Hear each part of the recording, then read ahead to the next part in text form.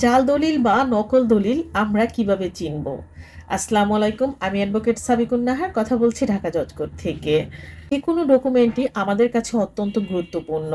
আর সেটি যদি হয় কোনো বাড়ি ঘর, ফ্ল্যাট বা কোনো জমির দলিল, তাহলে তো সেটির আসল বা বৈধতা যাচাই করা অত্যন্ত গুরুত্বপূর্ণ একটি বিষয় হয়ে দাঁড়ায়। নকল দলিল আপনি হাতে নিলে কিন্তু বুঝতে পারবেন, যারা আমরা দলিল চিনি, নকল দলিল হাতে নিলে বোঝা যায় যে কোনটা ফেব্রিকেটেড।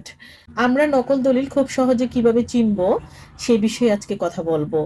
তো আমরা প্রথমে চলে যাব সাব রেজিস্ট্রি অফিসে। সাব রেজিস্ট্রি অফিসে গিয়ে আমাদের দলিলের মধ্যে যে নাম্বারটি আছে ওই নাম্বারটি দিয়ে আমরা বালাম বইয়ে চেক দিব যে বালাম বইয়ের নাম্বারের সাথে আমাদের দলিলের নাম্বারের মিল আছে কিনা। যদি নাম্বারে মিল থাকে তাহলে কিন্তু ওই দলিলটি বৈধ বা আসল দলিল। আর অন্য আরেকটি উপায় আছে। আমাদের হাতে থাকা যে দলিলটি, দলিলের পিছনে কিন্তু, যদি দলিলটি 20 বছর আগের হয়ে থাকে, দলিলের পিছনে কিন্তু স্বাক্ষর থাকে এবং তারিখটি থাকে, যে তারিখে ভেন্ডর থেকে স্ট্যাম্পটি কিনা হয়েছে। তো যদি সেই তারিখের সাথেও মিলে যায় তাহলে কিন্তু দলিল বৈধ।